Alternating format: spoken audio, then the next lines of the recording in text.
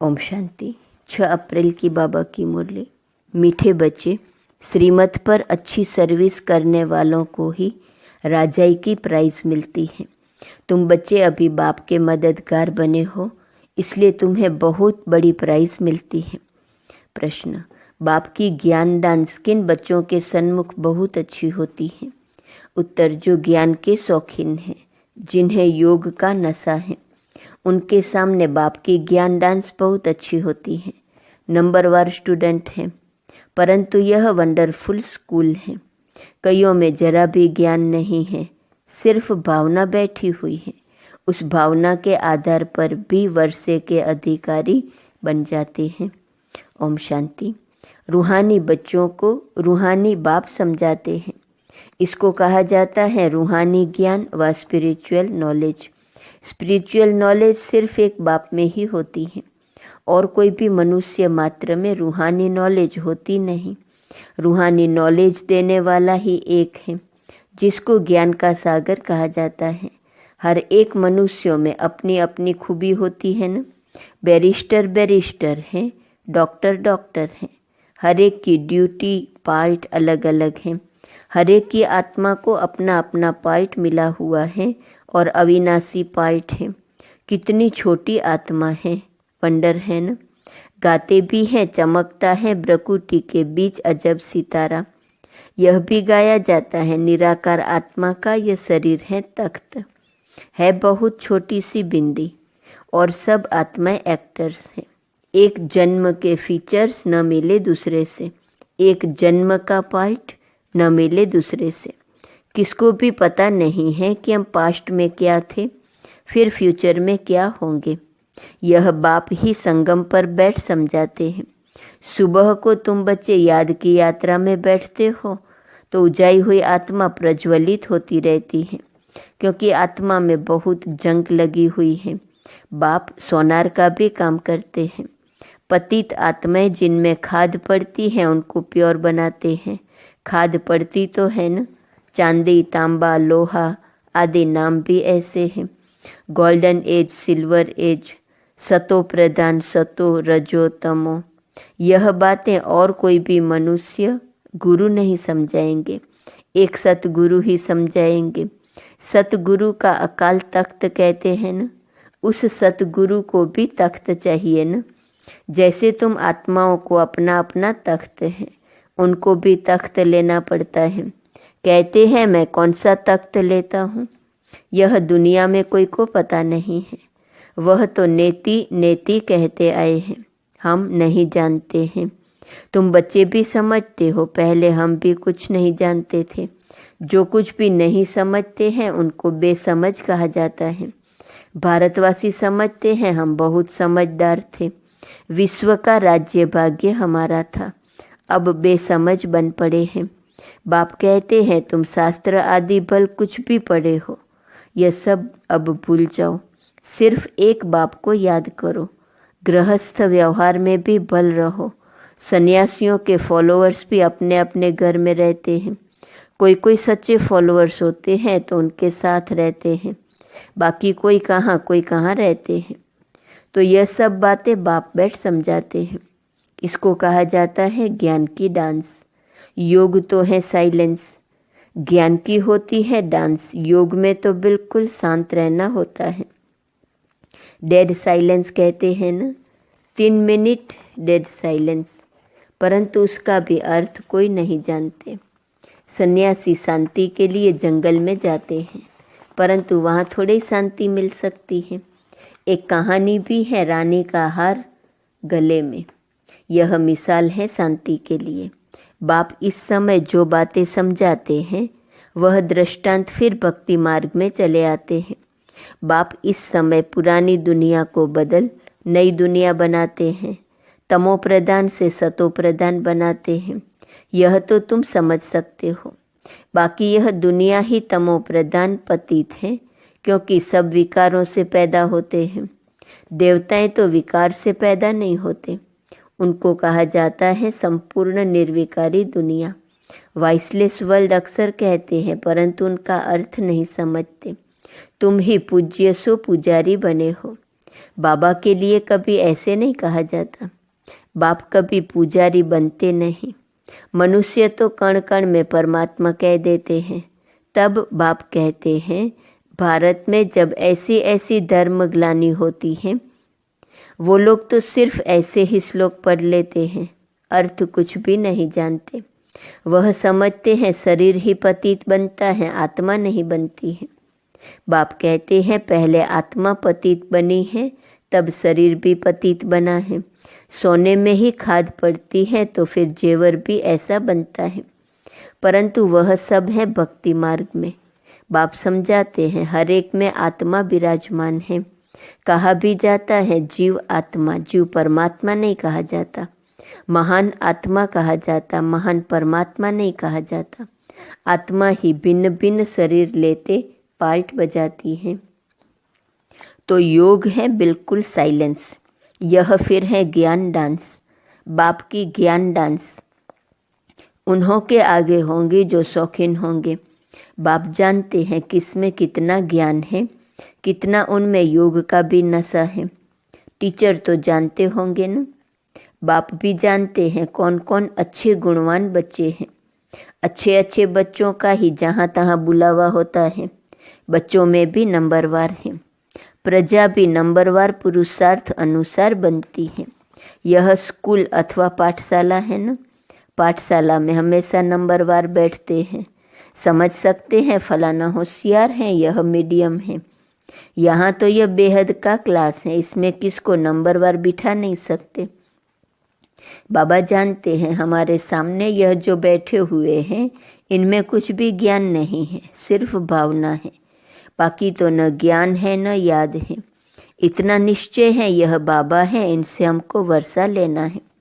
वर्षा तो सबको मिलना है, परंतु राजाई में तो नंबरवार पद है।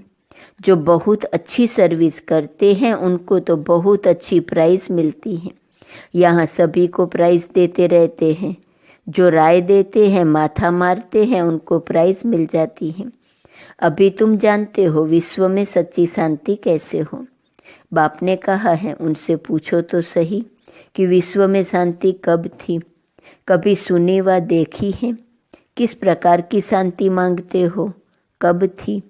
तुम प्रश्न पूछ सकते हो, क्योंकि तुम जानते हो जो प्रश्न पूछे और खुद न जानता हो तो उनको क्या कहेंगे। तुम अखबारों द्वारा पूछो कि किस प्रकार की शांति मांगते हो। शांति धाम तो है जहाँ हम सब आत्माएं रहती हैं। बाप कहते हैं एक तो शांति धाम को याद करो, दूसरा सुख धाम को याद करो। सृष्टि के चक्र का पूरा ज्ञान न होने कारण कितने गपोड़े आदि लगा दिए हैं। तुम बच्चे जानते हो हम डबल सिरताज बनते हैं। हम देवता थे, अब फिर मनुष्य बने हैं। देवताओं को देवता कहा जाता है, मनुष्य नहीं, क्योंकि दैवी गुणों वाले हैं ना। जिनमें अवगुण है वह कहते हैं मुझ निर्गुण हारे में कोई गुण नाही। शास्त्रों में जो बातें सुनी है वह सिर्फ गाते रहते हैं, अच्युतम केशवम श्री राम नारायणम, जैसे तोते को सिखाया जाता है। कहते हैं बाबा आकर हम सबको पावन बनाओ। ब्रह्मलोक को वास्तव में दुनिया नहीं कहेंगे, वहाँ तुम आत्माएं रहती हो। वास्तव में पाल्ट बजाने की दुनिया यही है, वह है शांति धाम। बाप समझाते हैं मैं बैठ तुम बच्चों को अपना परिचय देता हूँ। मैं आता ही उसमें हूँ जो अपने जन्मों को नहीं जानते, यह भी अभी सुनते हैं। मैं इनमें प्रवेश करता हूँ। पुरानी पतित दुनिया रावण की दुनिया है। जो नंबर 1 पावन था वही फिर नंबर लास्ट पतित बना है। उनको अपना रथ बनाता हूँ। फर्स्ट सो लास्ट में आया है, फिर फर्स्ट में जाना है। चित्र में भी समझाया है, ब्रह्मा द्वारा मैं आदि सनातन देवी देवता धर्म की स्थापना करता हूँ। ऐसे तो नहीं कहते हैं देवी देवता धर्म में आता हूँ। जिस शरीर में आकर बैठते हैं वही फिर जाकर नारायण बनते हैं। विष्णु कोई और नहीं है। लक्ष्मी नारायण अथवा राधे कृष्ण की जोड़ी कहो। विष्णु कौन है यह भी कोई नहीं जानते हैं। बाप कहते हैं मैं तुमको वेदों शास्त्रों सब चित्रों आदि का राज समझाता हूँ। मैं जिसमें प्रवेश करता हूँ वह फिर यह बनते हैं। प्रवृत्ति मार्ग है न, यह ब्रह्मा सरस्वती, फिर वह लक्ष्मी नारायण बनते हैं। इनमें मैं प्रवेश कर ब्राह्मणों को ज्ञान देता हूँ तो यह ब्रह्मा भी सुनते हैं, यह फर्स्ट नंबर में सुनते हैं। यह है बड़ी नदी ब्रह्मपुत्रा। मेला भी सागर और ब्रह्मपुत्रा नदी पर लगता है। बड़ा मेला लगता है जहाँ सागर और नदी का संगम होता है। मैं इसमें प्रवेश करता हूँ, यह वह बनते हैं। इनको वह ब्रह्मा सो विष्णु बनने में 1 सेकंड लगता है। साक्षात्कार हो जाता है और जट निश्चय हो जाता है, मैं यह बनने वाला हूँ, विश्व का मालिक बनने वाला हूँ। तो यह गदाई क्या करेंगे, सब छोड़ दिया। तुमको भी पहले मालूम हुआ बाबा आया हुआ है, ये दुनिया खत्म होने वाली है, तो जट भागे। बाबा ने नहीं भगाया, हाँ भट्ठी बननी थी। कहते हैं कृष्ण ने भगाया। अच्छा, कृष्ण ने भगाया तो पटरानी बनाया ना। तो इस ज्ञान से विश्व के महाराजा महारानी बनते हो, यह तो अच्छा ही है, इसमें गाली खाने की दरकार नहीं। फिर कहते हैं कलंक जब लगते हैं तभी कलंकीधर बनते हैं। कलंक लगते हैं शिव बाबा पर, कितनी ग्लानि करते हैं। कहते हैं हम आत्मा सो परमात्मा, परमात्मा सो हम आत्मा। अब बाप समझाते हैं ऐसे है नहीं। हम आत्मा अभी सो ब्राह्मण हैं। ब्राह्मण है सबसे ऊंच कुल, इनको डिनाइस्टी नहीं कहेंगे। डिनाइस्टी अर्थात जिसमें राजाई होती है। यह तुम्हारा कुल है बहुत सहज। हम ब्राह्मण सो देवता बनने वाले हैं, इसलिए दैवी गुण जरूर धारण करने हैं। सिगरेट बीड़ी आदि का देवताओं को भोग लगाते हो क्या? श्रीनाथ द्वारे में बहुत घी के माल ठाल बनते हैं। भोग इतना लगाते हैं जो फिर दुकान लग जाती है, यात्री जाकर लेते हैं। मनुष्यों की बहुत भावना रहती है। सतयुग में तो ऐसी बातें होती नहीं। ऐसी मक्खियाँ आदि होंगी नहीं जो किसी चीज़ को खराब करें। ऐसी बीमारी आदि वहाँ होती नहीं। बड़े आदमियों के पास सफाई भी बहुत होती है, वहाँ तो ऐसी बातें ही नहीं होती। रोग आदि होते नहीं। यह सब बीमारियां द्वापर से निकलती हैं। बाप आकर तुमको एवर हेल्दी बनाते हैं। तुम पुरुषार्थ करते हो बाप को याद करने का, जिससे तुम एवर हेल्दी बनते हो। आयु भी बड़ी होती है। कल की बात है, 150 वर्ष आयु थी ना, अभी तो 40-50 वर्ष एवरेज है, क्योंकि वह योगी थे, यह भोगी है। तुम राजयोगी राज ऋषि हो, इसलिए तुम पवित्र हो। परंतु यह है पुरुषोत्तम संगम युग, मास या वर्ष नहीं। बाप कहते हैं मैं कल्प कल्प पुरुषोत्तम संगम युगे युगे आता हूँ। बाप रोज रोज समझाते रहते हैं, फिर भी कहते हैं एक बात कभी नहीं भूलना, पावन बनना है तो मुझे याद करो, अपने को आत्मा समझो, देह के सभी धर्म त्याग करो। अब तुमको वापिस जाना है। मैं आया हूँ तुम्हारी आत्मा को साफ करने, जिससे फिर शरीर भी पवित्र मिलेगा। यहाँ तो विकार से पैदा होते हैं।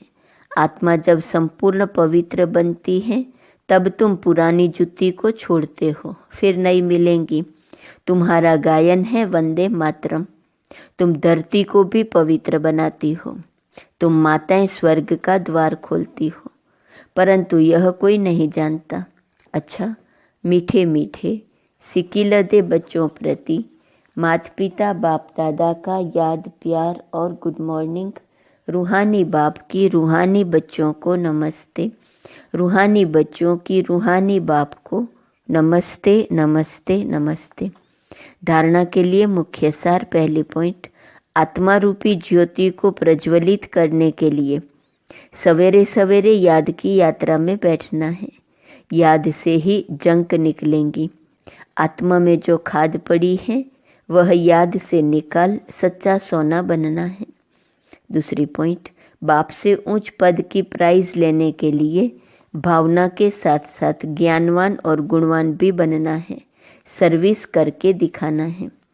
वरदान, चलन और चेहरे से पवित्रता के श्रृंगार की झलक दिखलाने वाले श्रृंगारी मूर्त भव। पवित्रता ब्राह्मण जीवन का श्रृंगार है। हर समय पवित्रता के श्रृंगार की अनुभूति चेहरे व चलन से औरों को हो, दृष्टि में, मुख में, हाथों में, पाँवों में सदा पवित्रता का श्रृंगार प्रत्यक्ष हो। हर एक वर्णन करे कि इनके फीचर्स से पवित्रता दिखाई देती है। नयनों में पवित्रता की झलक है, मुख पर पवित्रता की मुस्कुराहट है, और कोई बात उन्हें नजर न आए, इसको ही कहते हैं पवित्रता के श्रृंगार से श्रृंगारी हुई मूर्त। स्लोगन: व्यर्थ संबंध संपर्क भी अकाउंट को खाली कर देता है, इसलिए व्यर्थ को समाप्त करो। आज का स्वमान है, मैं निंदा स्तुति में समान हूँ। अव्यक्त इशारे की पॉइंट है 6 अप्रैल। एक दो के स्नेही तब बनेंगे जबकि संस्कारों और संकल्पों को एक दो से मिलाएंगे, लेकिन ध्यान रहे आपकी स्थिति स्तुति के आधार पर नहीं हो, नहीं तो डगमग होते रहेंगे। कई बच्चे जब कुछ करते हैं तो उसके फल की इच्छा रखते हैं। स्तुति होती है तो स्थिति अच्छी रहती है, अगर कोई निंदा कर देता है तो निधन के बन जाते हैं। अपनी स्टेज को छोड़ एक दो से किनारा कर लेते हैं, लेकिन स्तुति निंदा में समान स्थिति रहे तो संस्कार टकराएंगे नहीं। ओम शांति।